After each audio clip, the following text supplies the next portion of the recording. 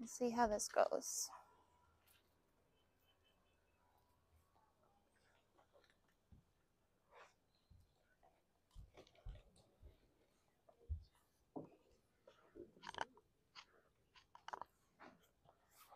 There's nothing new on here.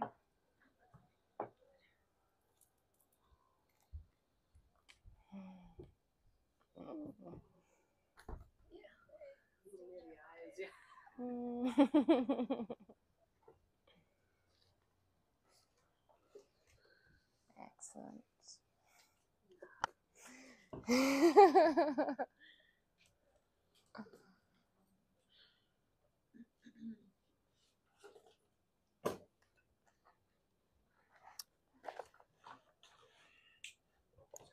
I'll wait for Gabriella. How's everyone feeling after this morning's practice? Stretched. Longer. Better than I did before the practice. That's good. This morning, and I don't really feel stiff anymore. Like there's a little bit of tension and soreness just in muscles that I haven't really activated in a long time, but much better than I was earlier. Yeah, yoga's not the question, but it's always the answer.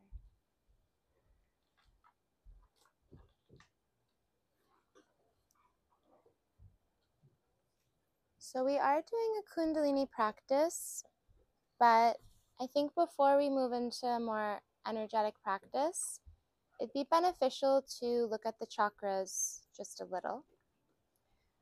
So is this the first time anyone's hearing about chakras?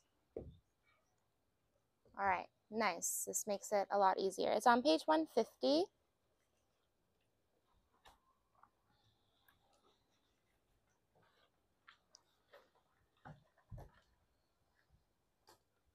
So our chakras are one portion of our energetic anatomy. You'd heard me mention earlier the Shushuma, that pranic tube. So our Shushuma runs up and down kind of where the chakras are. They're down the central part of our body. We also have Ida and Pingala, so our left and our right side of our body, that kind of interweave around the chakras, and they spin them, like literally. From what the rishis would say from their downloads is that these chakras, they spin, and the next one kind of like gears affects the one above it. And although they're building on top of each other in that way, it's not like, oh, your root chakra is blocked, so everything else is blocked. Some people naturally they're more intuitive, they're more open, they're mediums, and that comes to them very naturally. Other people are very bravado, confident. Their solar plexus is just naturally very open. And so it's about learning where you are having those subtle blockages and how we can start to cleanse them with kriyas, which is what Kundalini is. It's a kriya practice, and kriya means like a cleansing, purification practice. And also with asana, with food, with our habits, with our behaviors, our routines, our lifestyle, all these things can help balance our chakras. Okay, so the very first one we're looking at is Mula Bandha in the root. So if you look over at the very first page, and the chakras follow the same system as the rainbow. So it goes red, orange, yellow, green, blue, violet, indigo, opal, like every color of the rainbow. There are some cultures, though, that say the crown chakra is actually black, because black is like, I think it depends who's talking about it. It's either like birth and existence or it's death. But like when you're in the womb, everything's black. And when you die, you move into the light. So it is kind of like, they can be interchangeable. But Muladhara is all about our physical body. So it's the earth, it's our roots, it's like our bones, our muscles, it's our house, like everything that makes us be stable and here. It's our connection to finances, like whatever's going to provide for us, the food we're eating, it's the physical matter. And our root chakra is kind of like the most tangible. It's the most gross chakra that we're looking at. So it's the color red. It's also like the most intense color spectrum. And we connect with Mula Bandha. You see Mula. Mula means root here. It also means root in Mula Bandha. So we connect with Muladhara through Mula Bandha, and anything that's kind of strengthening our pelvic floor, opening the hips. It's not necessarily the actual hip joint. It's a little lower. So it's all about strength. We want strength in our Muladhara. We want support so that it can literally hold our organs in a more energetic sense, so it can hold our emotions. It's a more masculine chakra. Like, it's all about providing and creating structure for everything. Okay? We're just going to kind of like skim through them. You guys can read into it deeper, but I just want you to know which chakras we're moving through as we go through this practice. So Muladhara is our root. In English, we call it our root chakra. Svadhisthana, this is our sacral. So we move into the color orange. This is when one becomes two.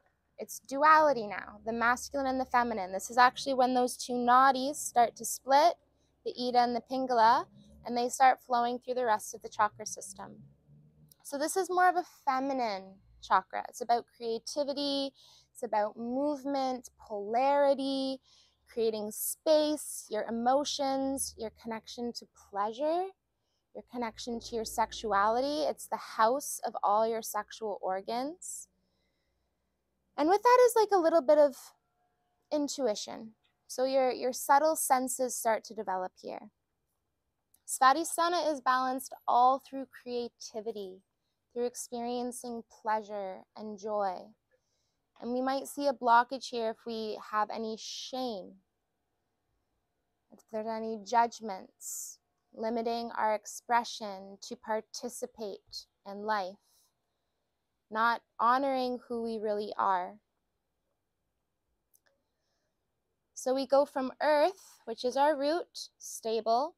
We start to come into a less gross chakra, water, fluidity. And Svadhisthana is the color of orange.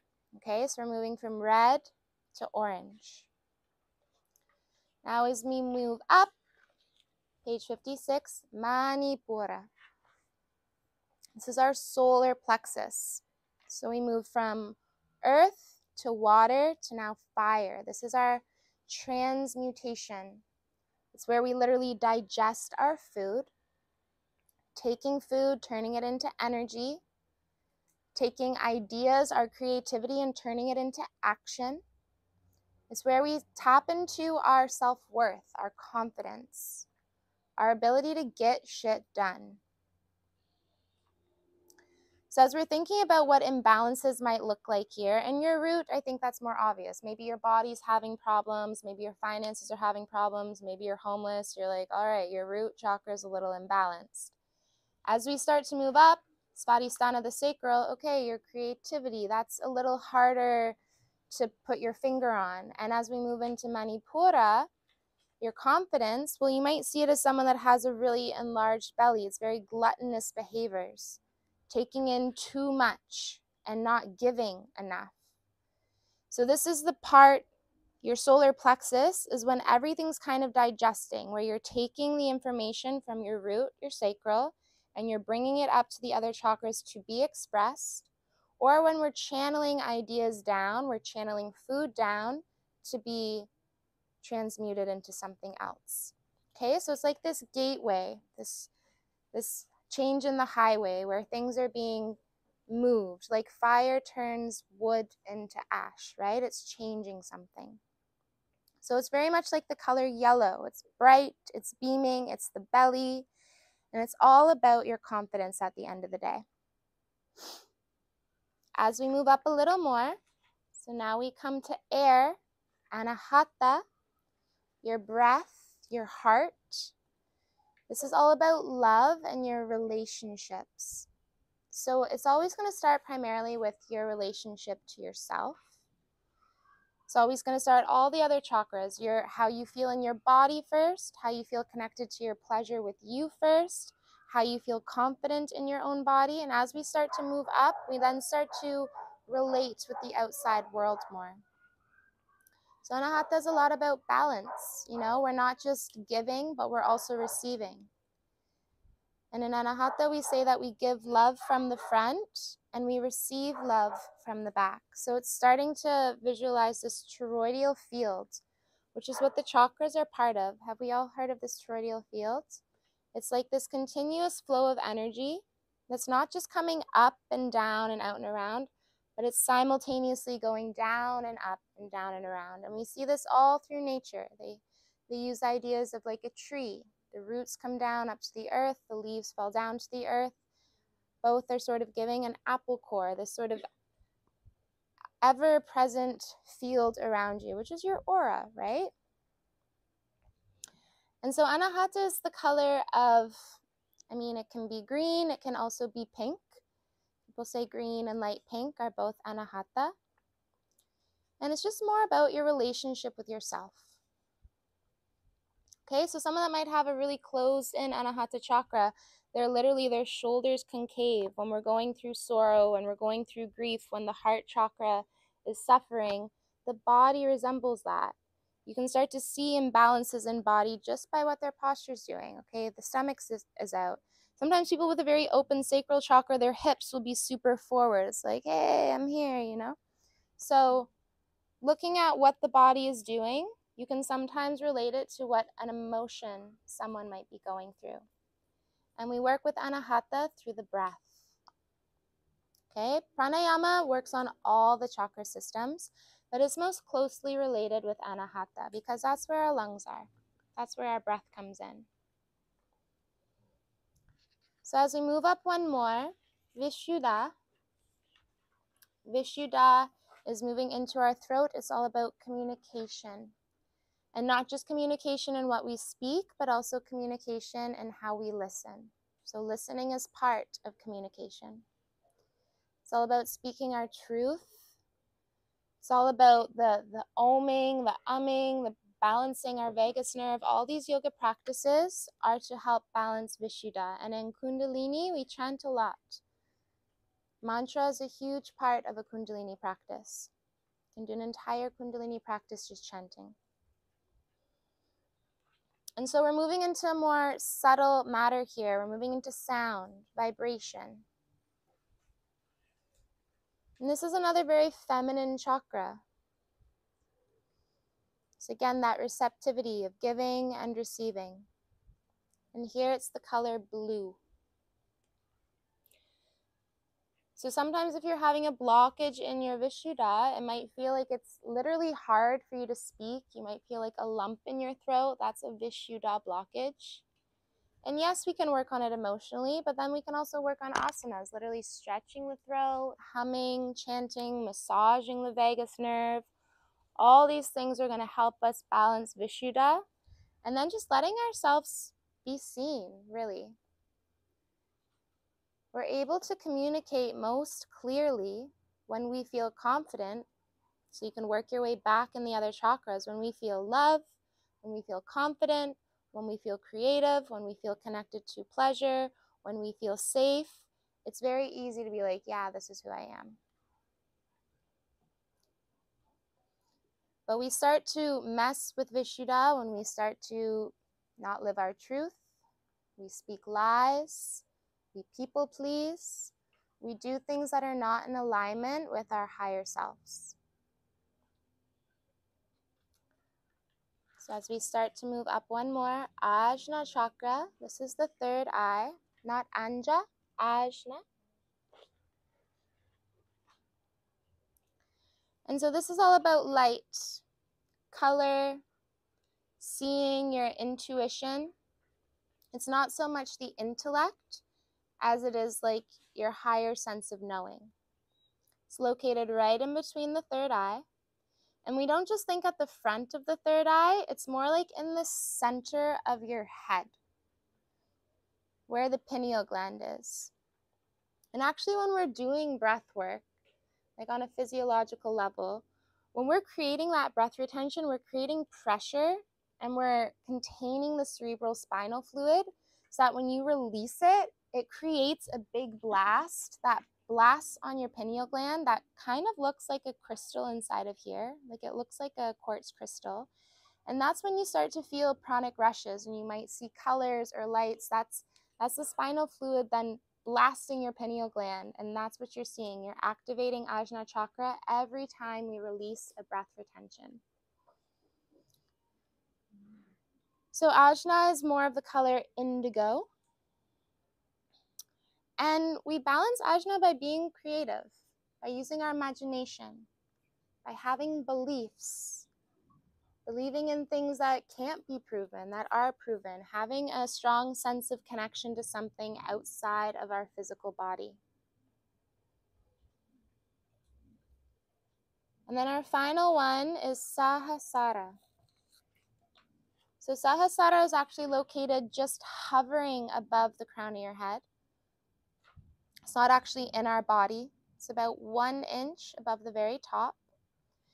And this is, again, it can be seen as all black, all white, the rainbow spectrum. And this is all about essentially reaching samadhi, your higher knowing, your highest self, your most purest sense of self-expression. So when we have a blockage in Sahasrara, it's like we don't know what we want to do with our life. We're confused of our purpose. We're confused what we like. We're confused what we don't like. It's like a lot of confusion. And so we can balance Sahasrara by being in devotion. Even if that's just devotion to a very simple thing. You wake up every morning, you make yourself water, you cleanse your body. That's your devotional practice. By bringing in small elements into your daily routine to help cultivate what that feels like to be in ritual with something. To let something be more than just what it is. That's what ritual is. It's taking the mundane and making it magical. So every time we drink our water, we're not just drinking water, like we are fueling our body with this magical wet liquid, like who knows what it is, but it keeps us alive and everything in earth needs it. And oh my goodness, I cry it and that's like a different type of water, and I pee it and that's a different type of water. Like, what is water? I don't know. But like all of a sudden it becomes a very magical thing than just, I'm thirsty, and you slam it back and you become more intentional with everything in your life. Because I think that's what the true essence of yoga is your imagination. You can do a stretch and you just are like, cool, I'm stretching my shoulders. And then you go deeper. Okay, but I'm also opening my heart and I'm willing to receive more love. And okay, I'm also stretching my heart meridian, like that energetic channel is now flowing. And okay, I'm also like balancing all my chakras. So now the love is pouring into every part of me. And okay, I'm telling the universe I'm open to receive, and I'm present, and I'm in love and in gratitude. And now you're no longer just stretching. It's become an entire ritual of just putting your body in a shape and then imagining and believing in your imagination that there's something so much deeper happening. So we're going to go through a practice with all these chakras because each chakra has a seed sound. Lam, Vam, Ram, Yam, Hum, Om, silence. So we're going to go through each one with a little bit of movement, a little bit of a Kundalini practice so that you can really feel into each chakra, so that you can feel the color, can feel its energy, and start to connect with what it represents. So you can sit on your bolster any way you feel comfortable. I think I'm going to sit on my knees today. The backs of my knees are sweating.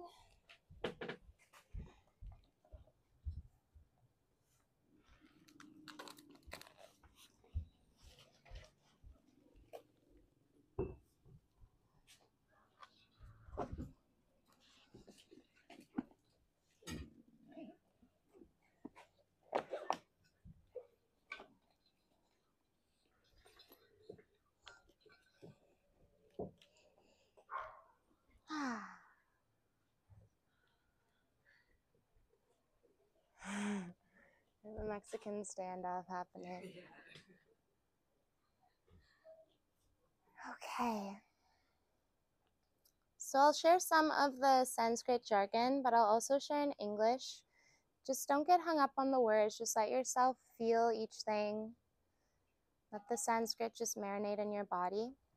We're going to start closing our eyes.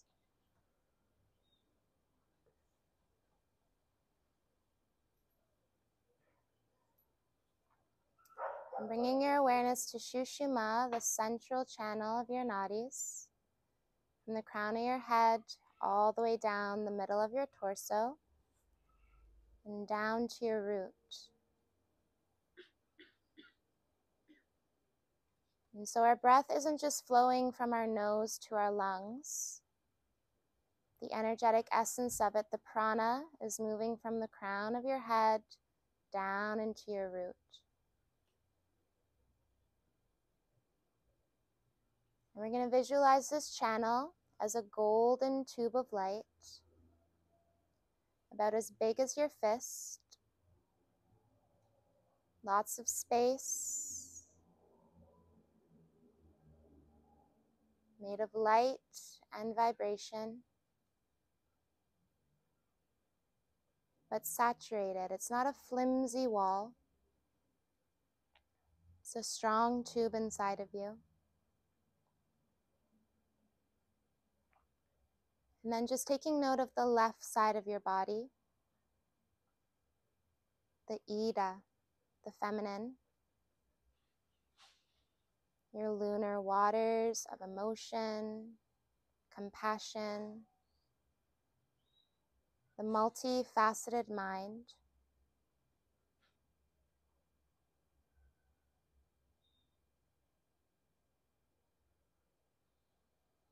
And then taking note of the right side of your body, the Pingala, the solar masculine, the container, the action, the direction.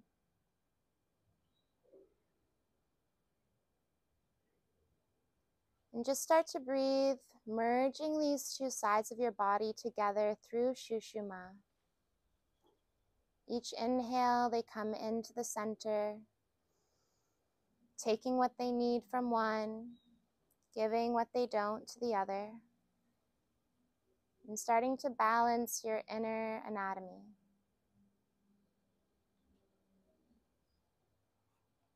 Notice where you naturally gravitate towards to pull these energies together. Is it in the hips, the heart, the shoulders, the head? That will tell you a lot.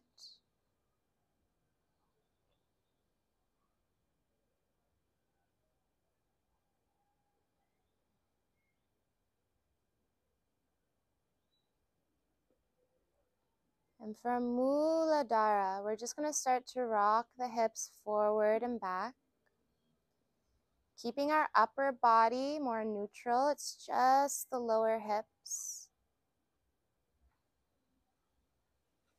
Every inhale, the belly comes forward. Every exhale, contracting Mula Bandha, rocking back.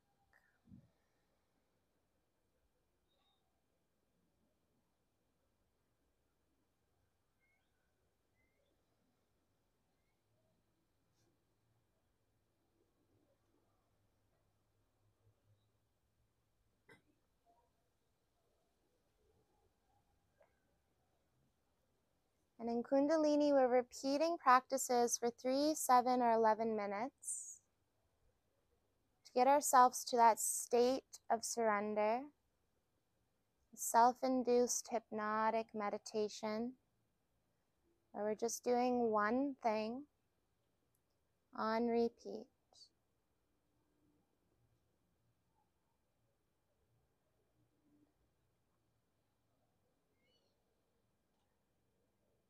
So just keep breathing, not forcing the breath,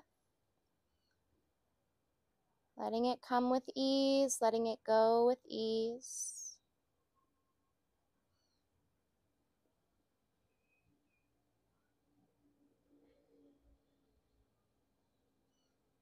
And just starting to awaken Muladhara, visualizing the color red at the very base of your torso.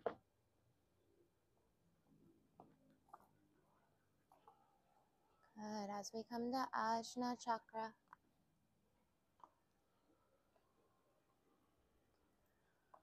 We're going to bring our hands to prayer. So you have two options here. If your arms are tired, you can just bring the thumb to the third eye. If you want to really penetrate, since your hands are super activated, bring your thumbs to either side of your temple. Here we are chanting Om, but we aren't just going to chant Om. We're going to let it be a rolling Om. So we're not all going to start and finish at the same time. I want you to honor your Om. Let it be full and complete, and just go to the next one until I let you know to stop.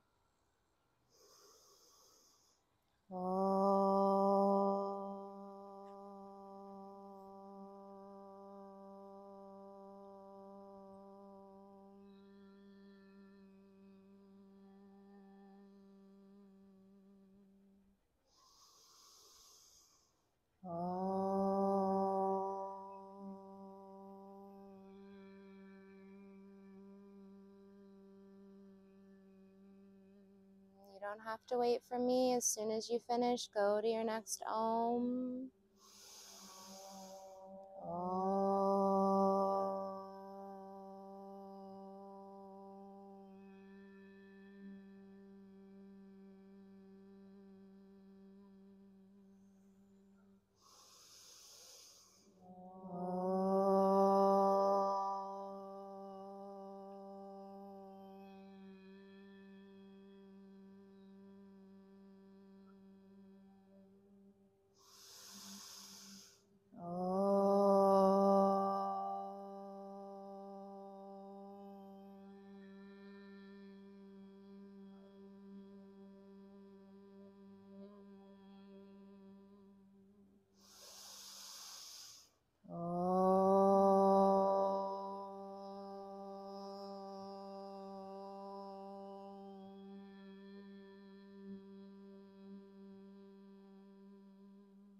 Almost there, 30 more seconds.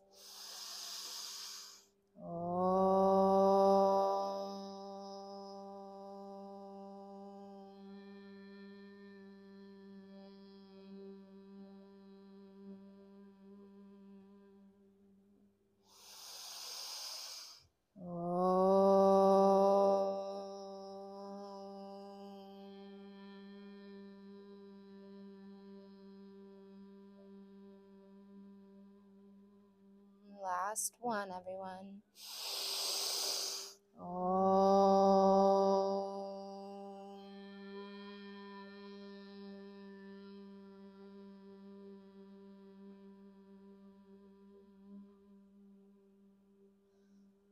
Let your hands rest down, bringing your thumb and first finger to touch, palms facing up, Gyan Mudra.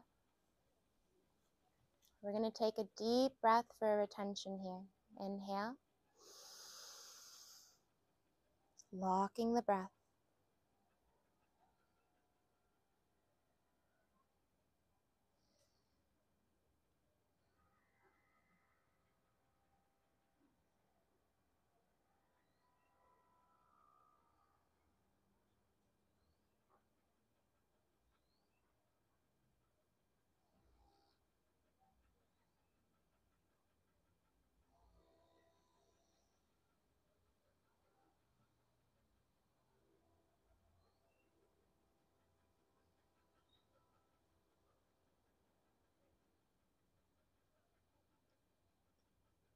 Releasing your bandhas, release your breath silently with control.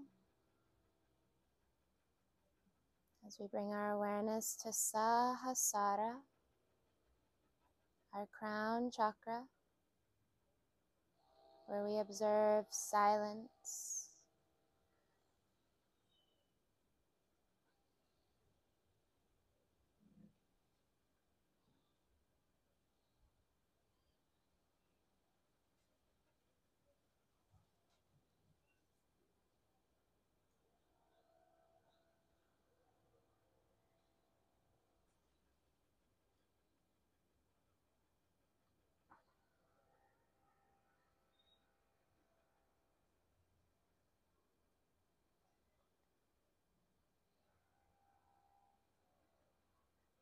Feel the Shushuma Nadi going down your torso.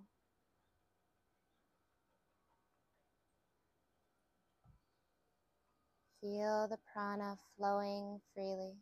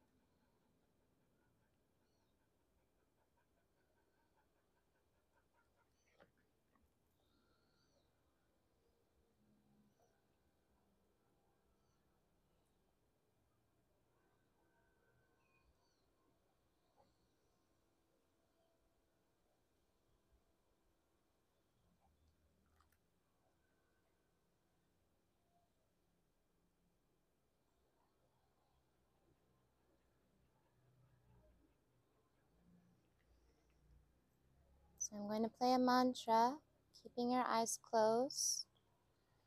You can start to sing along with her. Ramadasa sa se so hum. The sun, the moon, the earth, the infinite.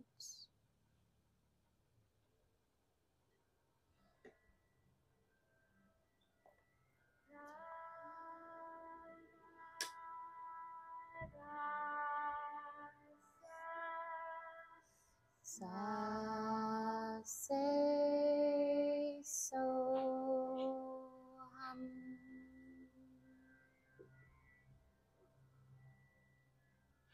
Ramadasa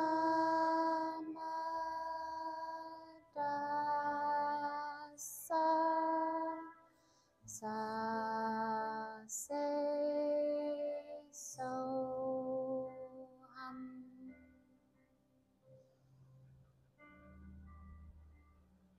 Ramadasa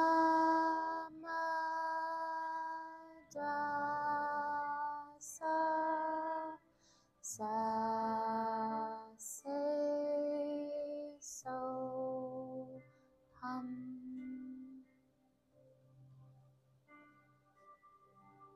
Ramadasa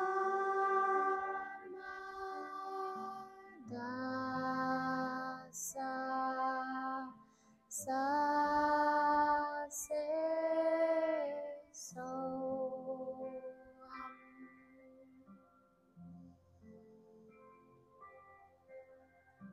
Ramadasa sa se so hum.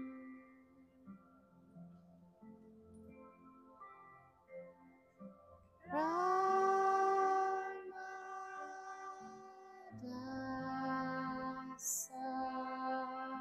sa se so hum.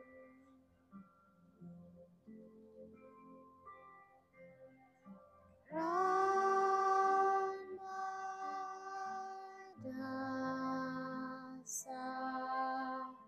sa se so hum.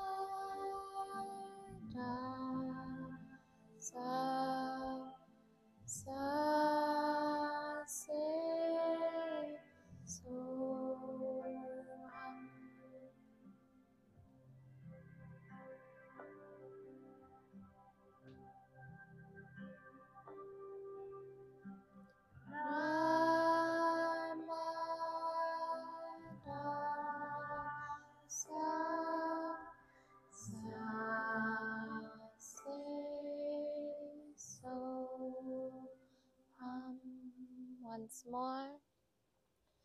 Ramadasa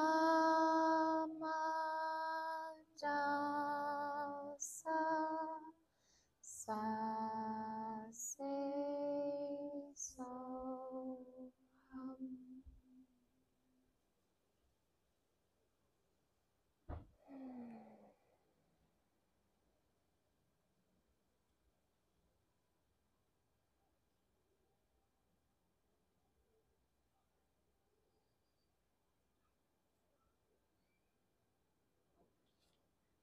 So if you're feeling tired, you can lay down on your back, come into Shavasana. Let your body rest. If you want to stay seated, you can. Just make sure you feel comfortable.